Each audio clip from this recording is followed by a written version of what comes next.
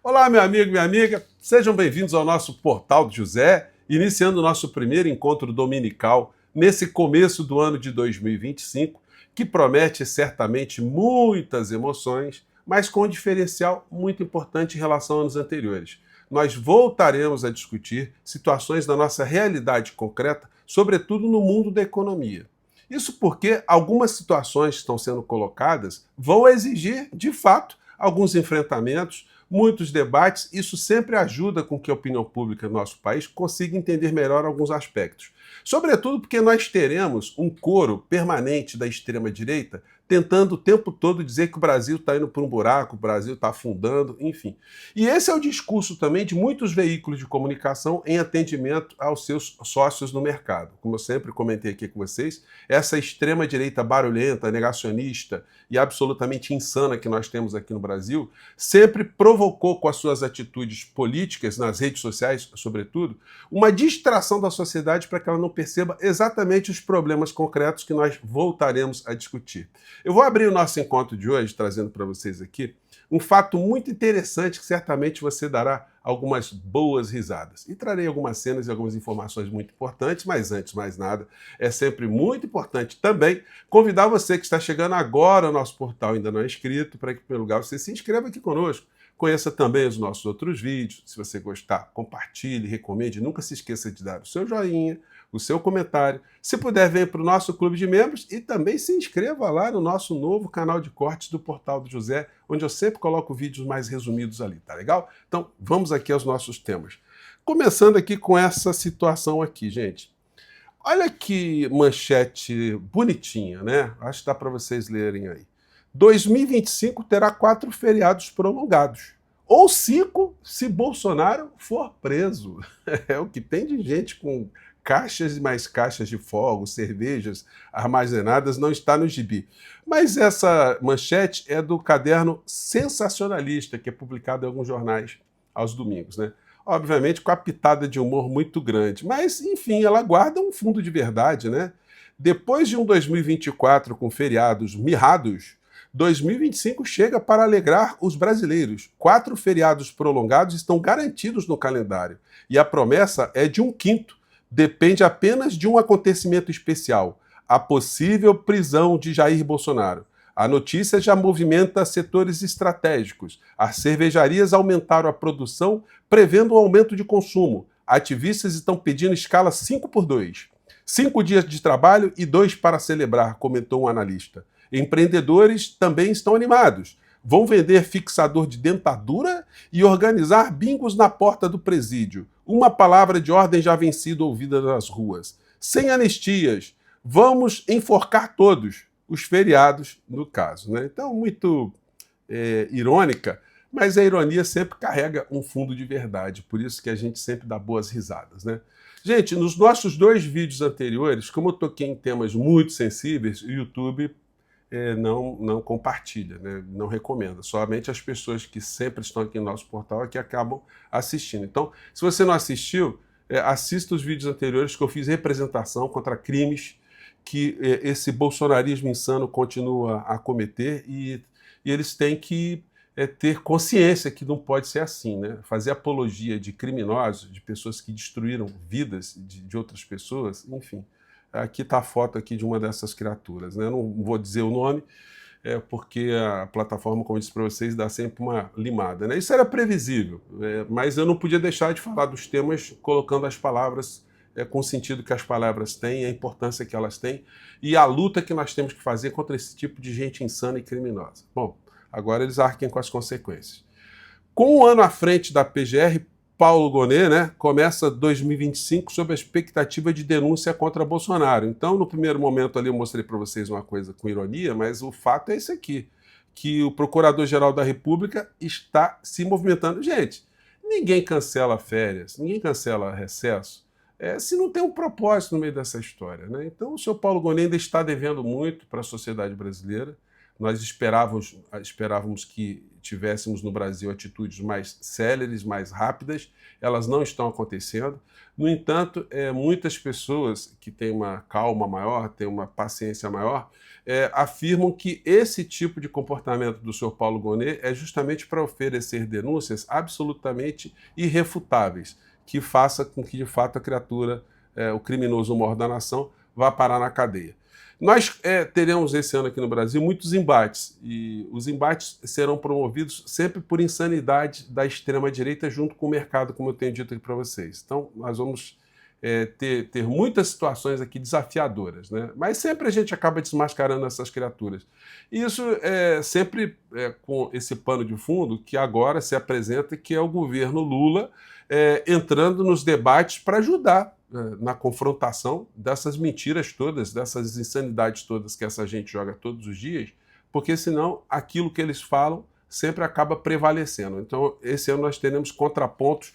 Já se tem notícias aí que o presidente vai participar de vários canais aqui no YouTube, vai dar entrevistas, enfim, temos aí situações que estão apontando muito interessantes. Porque o discurso do quanto pior, melhor é o discurso do bolsonarismo insano. São criminosos, né? Esse aqui que usa a camiseta do torturador, né? Enfim, vem com esse tipo de fala aqui. O Brasil está quebrando, entenda o cenário econômico de 2025. Olha só, o filho do genocida, que genocida também, ele ignora que no plano macroeconômico aqui no nosso país, enquanto o pai dele estava ali de fantoche, de boneco do posto, porque quem mandava era Paulo Guedes, os números foram devastadores para a sociedade brasileira. Ninguém melhorou de vida aqui nesses 4 anos de Bolsonaro. Mas a gente vê isso aqui, ó. Mas eu te adianto, ele não vai fazer isso. Porque se ele reduzir... Ele está falando de Lula, né? Se ele reduzir investimentos... seu gasto, ele vai reduzir o seu capital político. E a coisa que o Lula e a esquerda mais prioriza é o poder. Depois, lá no final, quem sabe, vem aí o interesse da população. Saudades dos tempos de Bolsonaro e Paulo Guedes. Mas a gente tem que resistir. Saudade no quê, cara pálida? Aponte uma coisinha concreta que melhorou para o cidadão brasileiro. O discurso, gente, é sempre em linha com isso aqui, ó, dos grandes jornais, né? Sempre em linha a gente vê isso aqui, ó. Enquanto a extrema-direita vai falando uma coisa pelas redes, os jornalões vão trazendo os especialistas com esse tipo de avaliação.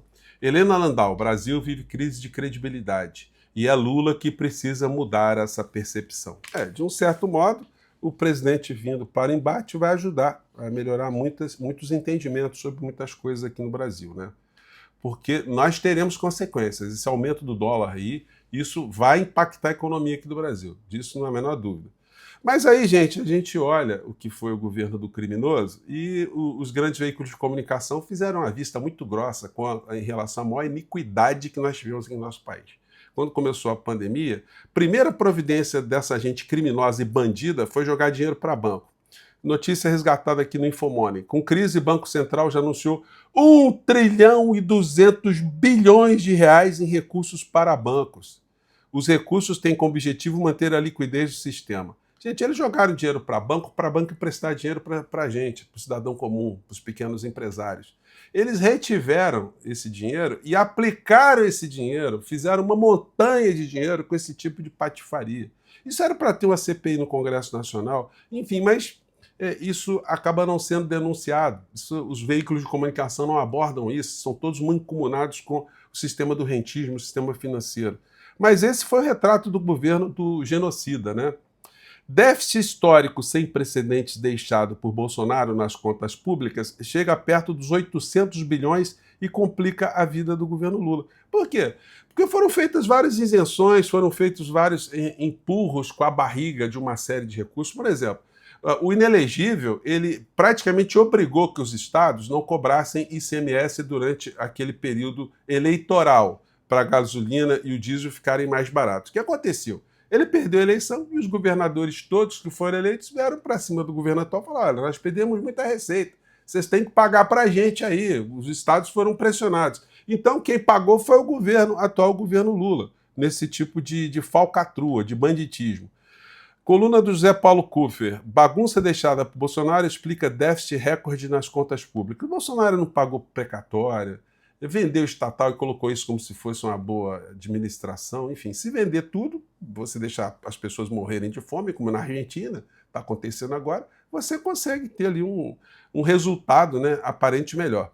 Bolsonaro eleva a previsão de déficit para 233 bilhões e 600 milhões em 2021. Esse é o site do Senado. Calote de Bolsonaro. Saiba por que Haddad culpa o ex-presidente pelo déficit de 230 bilhões e 500 milhões de reais.